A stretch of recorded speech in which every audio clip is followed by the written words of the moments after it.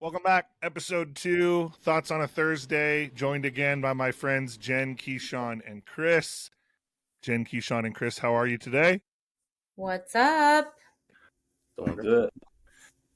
Sweet, sweet. We are back. Episode 2. For those of you that missed episode 1, Thoughts on a Thursday. Just a little bit about behind the scenes from those of us currently pursuing our master's degree in sports management. Jenn and I are both at Long Beach State. Chris and Keashawn are currently at University of San Francisco. And every week we pick a new topic. We discuss it from our point of view.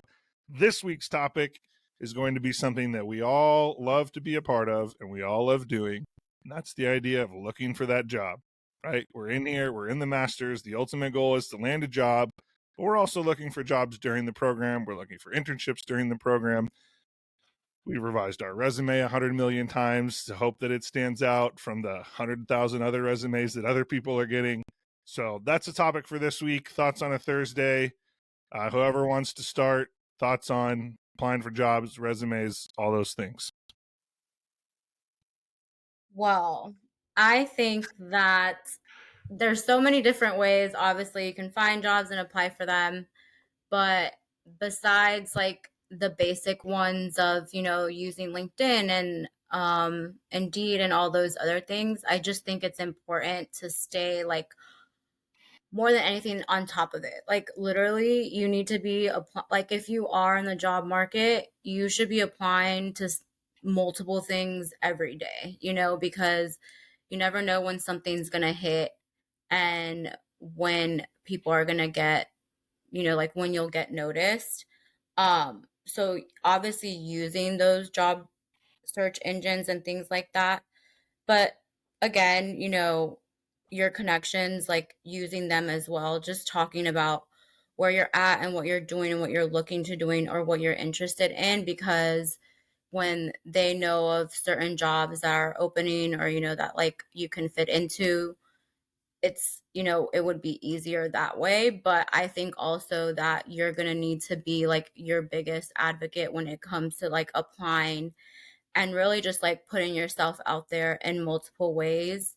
Um, and then, just to follow up with that, when you are applying, like don't be afraid to reach out to people, via LinkedIn and things like that, because even if it's blindly, but making sure like you are sending notes to follow up after you apply, because again, it's like it's going to be a way for you to stand out even if there is 100,000 other people doing the same thing. It's like you even like it's just going to take that one like shot for you to stick out to somebody, so that your resume can even be like looked at rather than just like going through some type of, internet thing and it's like it doesn't even get pulled. So I think those are like key things when it comes to applying for jobs.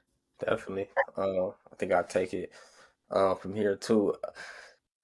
Really, for me, I think when it comes to like jobs and like how I like kind of fell into my things, it was kind of really just based off connections. Like I started off at my current college in like a entry level position, and kind of just worked hard, and like my supervisor seen me from there, and then kept moving me along.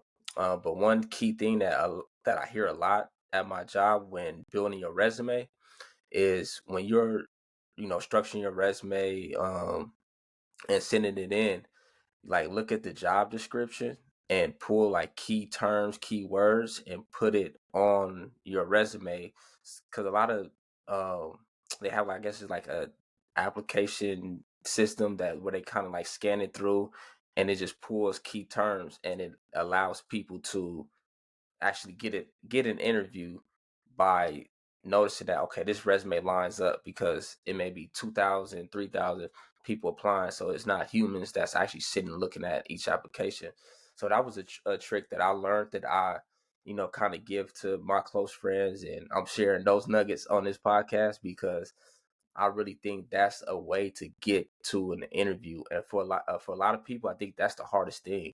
It's just getting an interview. There's a lot of dope people out there um, that never get an interview, and they like, damn, why don't I never get a job? Why I can't? I'm just keep failing.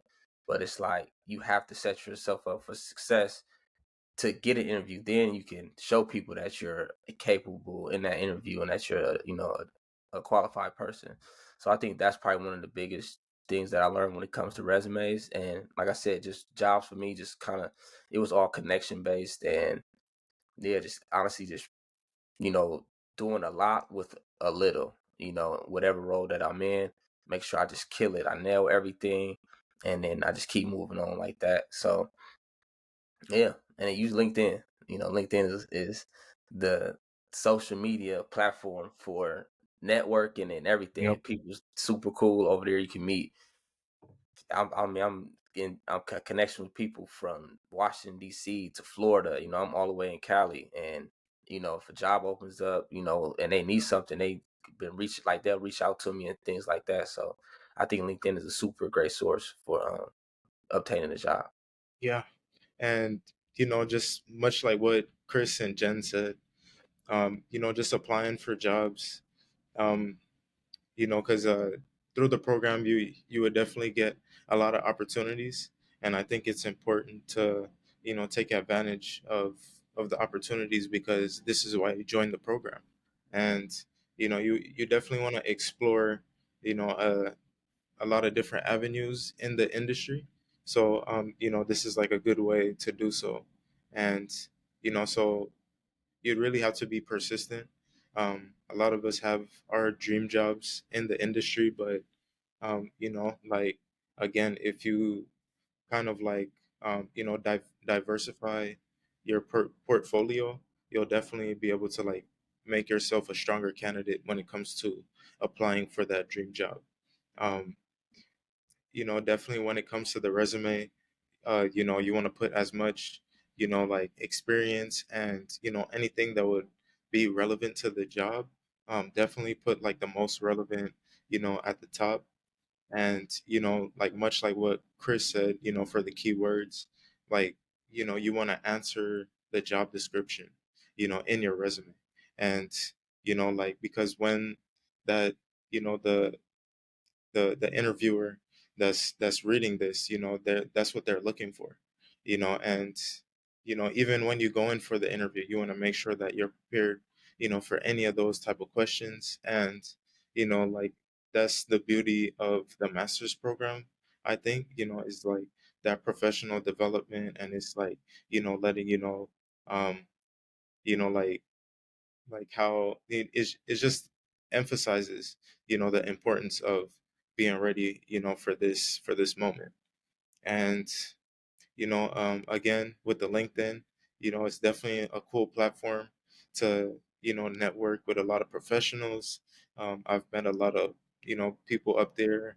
And like, that's also your resume as well, like your online resume.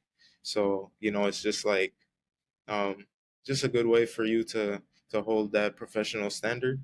And but yeah, definitely take advantage of the internship opportunities in, the programs. And like, that's the biggest thing. That's the biggest reason why I think, is worth it for sure. Yeah, for me, I think my application and applying process kind of switched partway through the program at Long Beach State. We get into the program and we hear about this website called Teamwork Online, and it's a very very helpful website.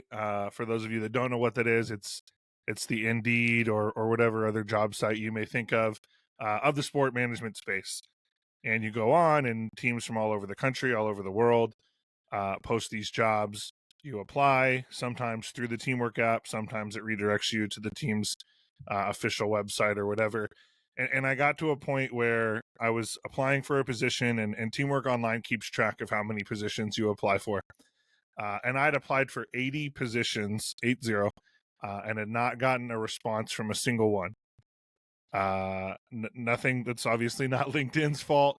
I had at the time had a gentleman on my podcast who works on the hiring side, who kind of explained how small amount of information you see per candidate on the backside of LinkedIn, or on the backside of Teamwork Online, excuse me, and realized I needed to switch kind of how I attacked the application space. So what I switched it to was I would use Teamwork Online as a resource, but then I would find that connection. So coming back to Chris's piece, those connections, those relationships, the network, which we'll get into in a future episode, I would then figure out who I knew or who I was connected with from that organization. So for example, I applied for a position with the LA Galaxy, saw the position posted on Teamwork Online, boom, went over to LinkedIn. Who do I know that works for the Galaxy or has connections in the Galaxy? Reached out to them, and then kind of got my application through there. Ended up getting an interview with the Galaxy, did not get the job with the Galaxy. But really, instead of kind of taking I'm going to apply the same way as hundreds of thousands of people are applying, you could take that direct route of having those connections and having those relationships, back to Chris's point. So initially came in, was trying to apply for as many jobs as I could via Teamwork Online. That obviously didn't work, had to reshuffle. Use Teamwork Online still as a resource to see what jobs are available, but how I go about applying for them changed in regards to using connections, having people forward on your resume, your cover letter, stuff like that. So Yeah, I think that's such a good point, Kasey, because from like the HR point of view, they get thousands and thousands of resumes or whatever, but every organization like has their way of how like they pick. So obviously like, positions can be posted on Teamwork Online and like they already have an internal candidate that's like going to fill that position. So yeah, it's like yeah, they get posted for us and then we get excited, but then it's like and we apply, but that position's already filled. Like that person's going through HR paperwork, like so it's like and being, in my old job, like I saw that back end, like within healthcare of that exact situation where it's like you already have people that are either like being promoted or like just internally like switching departments and things like that. So it's like you really do have, it's just a reminder that like you have to be on top of it and then take it as a grain of salt because again that position can be posted and it may not even like it's already filled or like it's just been in their job queues, like it's an HR just formality thing that they need to be doing and posting these positions and like so yeah, like to your point of you applying to 80 different positions and not even getting hit from one, that's not anything to say about you or your resume or anything, so I think that's just important to remember that when we are applying, like, you just have to keep at it and then yeah, just use your connections and um but I think that's something that not a lot of people like think of, especially like, you know, if you're new and getting into the job market, you don't know those kind of things. So it's just a good reminder to keep in mind like when you are looking and applying. Yeah, Jen, man, just to piggyback off what you said, like I see that all the time. Like they HR fly position, like honestly, sometimes they fly internally first, and then they'll put it out there. So like a few weeks before, like people that like at my college already have access and able to apply to the job, see if they want to get it or not, and then they have relationships with people on those hiring committees already. So it's like that's already a upper hand, and yeah, like it's jobs are filled even while you applying. So it's that was crazy to me to even know that, and then once I was able to see the back end of it, I was like, man, I'm like, yeah, this is a cold game, but Yeah, and I think too, like, just about searching for jobs, especially in the sport industry, like it's a lot of who you know. So that's why it's like important to always like reach back and or follow up. I mean, after meeting with someone, I think that's very important. So like that's a lot of how you might be able to get a job, and so I think that's also one of the biggest reasons why I joined the program because I didn't know, I really didn't know anyone that worked in the industry. Like I wanted to get in. I could do a lot of research and learn about the qualifications, but taking that step and really going for it and finding the program that would really like uh, grow your network where you could benefit from that um, was is a real important. So yeah, definitely who you know and reaching out to them. Yeah, and to follow up on Keashawn's point, and I'm not saying that any of this we're insinuating this. It really is about maintaining those genuine relationships, right? It's not going into relationships. And again, if you listen to the main podcast, I talk about this a lot with guests about how when you reach out on LinkedIn, when you reach out on whatever platform you reach out on, you need to have a genuine interest in wanting to connect with that person, right? If Chris works for the Clippers, let's say, and I really want a job for the Clippers, and the only reason I reach out to Chris is so Chris could put in a good word for me to work for the Clippers, that's a disingenuine reason to reach out to someone. It's very selfish. To be honest, Chris is probably going to sniff me out pretty quick that I have no desire to get to know Chris and really just want Chris to help me get in the door. So I think, like Keashawn said, it's about maintaining those relationships, right? When I just gave the example of the Galaxy position, that wasn't the first time I'd interacted with that person. I had a relationship. We'd had a deep enough connection. They had even said to me, hey, if a position ever comes up with the Galaxy, let me know. But it was because I cultivated that relationship. It wasn't that first interaction we had where I said, hey, I'm Kasey Coleman. I go to Long Beach State. I just applied for a job for the Galaxy. Can you put in a good word? Because he doesn't know who I am. But we built those relationships, we cultivate those relationships so that we can have those genuine connections. And then potentially down the road, there could be those opportunities. But even if they're not, it doesn't mean their relationship with them wasn't worth it because they didn't help you get a position. Yeah, for sure. Yeah, I agree 100%, Kasey. Yeah, for sure. So I'll bring it home with one final question, just kind of some tangible something for people to take away. Maybe one piece of advice, whether in the application process or in the interview process, that you would give to maybe yourself or maybe to those that are currently kind of in that game of applying, networking, building connections, editing their resume. Whether it's a piece of advice that you've applied, whether it's a piece of advice that you've heard, that people can kind of that nugget that they can walk away from today's episode with and apply to their application process. I mean, I think for me, it's just like resumes are so subjective, right? So it's like I even have a few different resumes that, like, how we were kind of talking about earlier, that have those different keywords for like different types of positions that I'm Yeah. applying for. And like, I title them each differently on my like laptop so that when I'm applying to like those types of positions, like I'm all like I already have a resume specifically for that. And then I mean, I think it would be remiss of us to like not bring up using AI because companies are using AI like for that filter process, like how Chris was saying. So it's like I think be smart when it comes to that.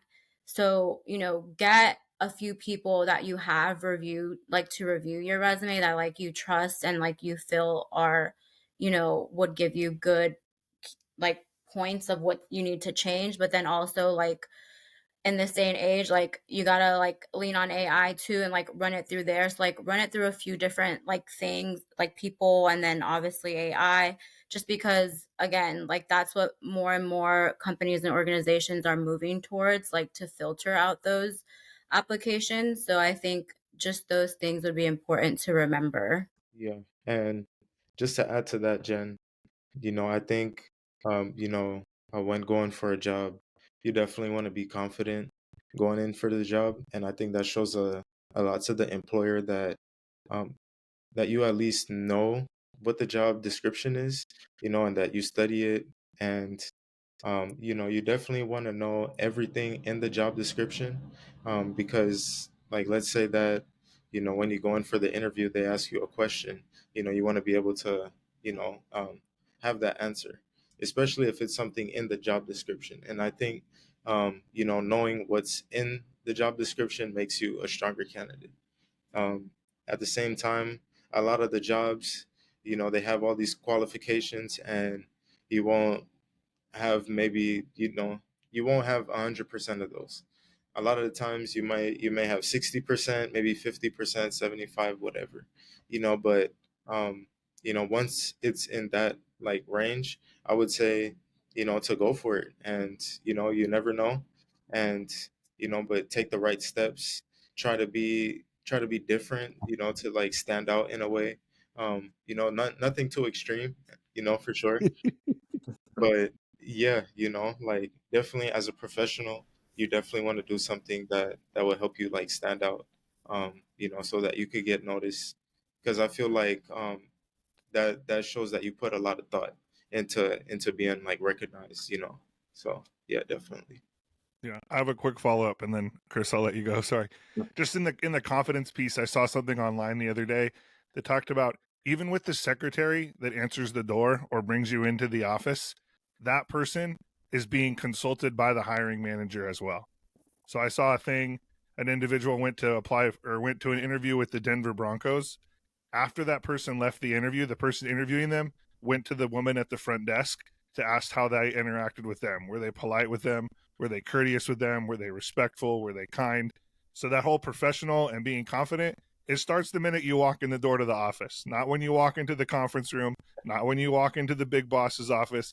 All eyes are on you from the minute you walk in the door. So, Chris, my bad. You got it. Nah, for sure. Now, yeah, man, I was just gonna piggyback off you and Keashawn for sure, man.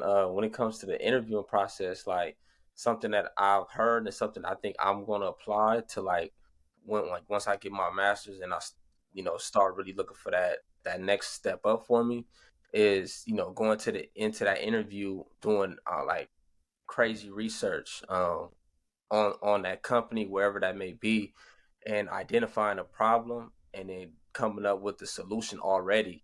So I heard like I think it was Deion Sanders that said it like before he got the Colorado job, he was over prepared. He gave them like a 5-year vision for that job. So it's like coming in with that mindset of being over prepared.